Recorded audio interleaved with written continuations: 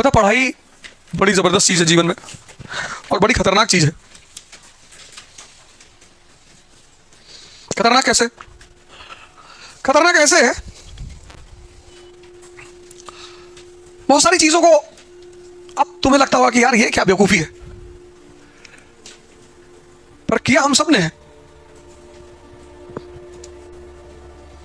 बारिश हो रही है, सड़क के किनारे पानी भर जाएंगे, वो स्कूल के बच्चे छोटे क्लास 1 2 वाले, वो जाके उसी पानी में बैग ले कूदेंगे इसी से। अब तुमको देख रहा है कि ये क्या बदतमीजी वाला काम कर रहे हो यार, पर किया हम सब ने है। आज हमें बदतमीजी लग रहा है ना। पढ़ाई इसलिए खराब चीज है, उसका वो भी पहलू सुन लो। जब तुम्हें चीजें समझ में आने लगती हैं तो सबसे पहली इच्छा पता क्या होती, कि सबको बता दूं।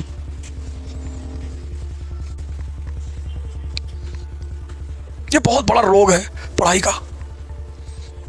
और जैसे तुम बताने निकलते हो, सोसाइटी में जो तबका है स्मार्ट वाला, वो अलर्ट हो जाता है कि भाई इसको तो समझ में आ गया, अभी सबका कान भरेगा। तुम मुसलमान हो, मस्जिद में नमाज पढ़ने गए हो, और तुम कह रहे हो देखो यार सब मुसलमानों को औरंगजेब के बारे में पता है, हजरत मोहम्मद साहब के बारे में सब नहीं पता है। अब वो भीड़ जो मुसलमानों को, वो भी सोचेगी हाँ यार बात तो ये भी सही कह रहा है, लेकिन जिसको भड़काने से फायदा उसको तो टेंशन हो जाएगी। वो तुरंत उन भीड़ से कहेगा पंडित अब तो जाके साथ बैठ रहा है, under cover RSS agent, 2 lakh rupees, 2 lakh, I have seen. अब जिन लोगों को उस मुसलमान लड़के के प्रति एक दिन पहले सिंपैथी पैदा हुई थी, दूसरे दिन नफरत कि बताओ 2 लाख रुपया ले लिया और आके हमको रायता बता रहा है, और तुम दूसरे दिन मस्जिद गए, तुमको बहुत मार मारे सब। तब आदमी को एक और बात समझ में आती है कि सबको नहीं बताना है, इस जीवन को समझना है और नदी किनारे बैठ के हंसना है।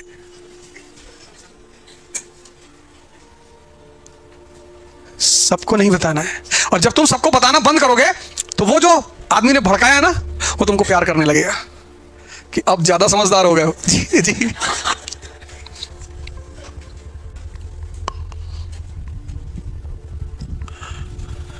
कभी कभी तुमको लगेगा कि सबको बता दूं, क्यों लड़ रहे हो भैया आपस में, आपस में प्रेम करो, देश प्रेमी हो। तो जिनको लड़ाने से फायदा, वो सब बहुत पावरफुल लॉबी है, वो तुरंत एक्टिवेट हो जाएगी और ऐसे पॉइंट रख देगी तुम्हारे खिलाफ कि तुम प्रूव ही नहीं कर पाओगे कुछ। इसलिए जब समझना तो मुस्कुराना, कुछ मत करना। सोशल रिफॉर्मर मत बनना, नहीं तो इसे बाल में उंगली फंसा के खींच लेंगे सब। आईएएस बनो और पार्लियामेंट में आओ, तब वहां सुधार करो। अभी कुछ नहीं। जातिवाद बुरी चीज है भैया,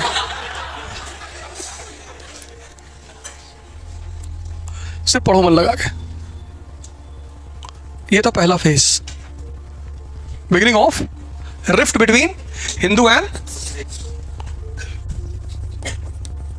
फियर एंड अपीजमेंट। बड़ा प्यारा फॉर्मूला है और इस फॉर्मूले का 3 लोग इस्तेमाल करते हैं, एक बिजनेसमैन, एक प्रीस्ट और एक पॉलिटिशियन। ये 3 लोग इस फॉर्मूले का इस्तेमाल करते हैं। बिजनेसमैन, मर्जी है आपकी, आखिर सर है आपका। हेलमेट कहा जाता है ना स्टड, तो एक नारियल रखते हैं, फिर उस पर हैमर से उठा के मारते हैं, नारियल बिखर जाता है, फिर हेलमेट के नीचे लिखते हैं मर्जी है आपकी, आखिर सर है आपका। फिर बड़ा प्यारा पॉलिसी है, या तो तुम डरा के किसी को अपने साथ कर लो और या उसको फायदा दिखाकर।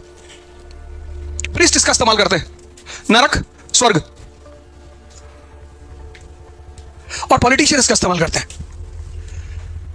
3 लोग इसका इस्तेमाल करते हैं। तो अंग्रेजों ने यह फार्मूला लगाया मुसलमानों के प्रति कि ये जो तुम हिंदू मुस्लिम भाई सलाम अलाम कर रहे हो, चले जाएंगे हम, और अगर हम चले गए तो ये मेजॉरिटी हिंदू तुमसे घर वापसी करवा लेगा। ये तो बेचारे सख्ते में आ गए। अच्छा,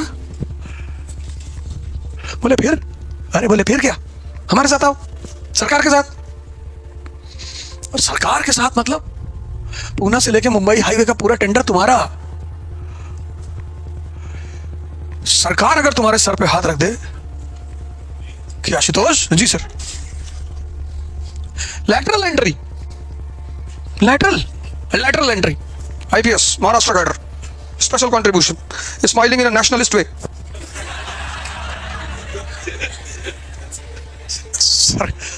सरकार इनको ब्रांड एम्बेसडर बना देगी नेशनलिस्ट स्माइल का। इनकी फोटो खींचेगी मुस्कुराते हुए और पूरे देश के कोने कोने में लाइक बोली दिस इज नेशनलिस्ट स्माइल। एक राष्ट्रवादी ऐसे ही मुस्कुराता है और इससे प्रभावित होगा सरकार। Lateral entry, IPS. आईपीएस ना बनाए डीएसपी तो बनाई देगी ना भाई। ये हरभजन सिंह वगैरह खेल की वैसे तो नौकरी मिली, इन्होंने कौन सा सिविल सेवा का परीक्षा दिया है? ये सरकार की वो है मोनोपोली कि वो आपकी किसी चीज से प्रभावित होकर वो आपको कुछ गिफ्ट में दे सकती है। Lateral entry.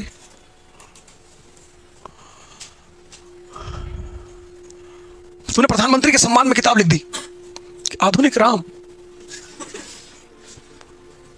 समझ में आ गया क्या? वाह, बहुत बढ़िया। फॉरेन एम्बेसडर टू, कहां जाओगे? सब न्यूयॉर्क जाएंगे। नहीं नहीं, न्यूयॉर्क मत जाओ, तुम इथियोपिया चले जाओ।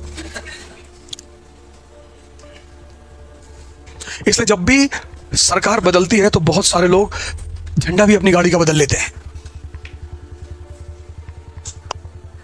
अभी पूरे शहर में कहीं उद्धव ठाकरे जी की फोटो दिखाई पड़ रही है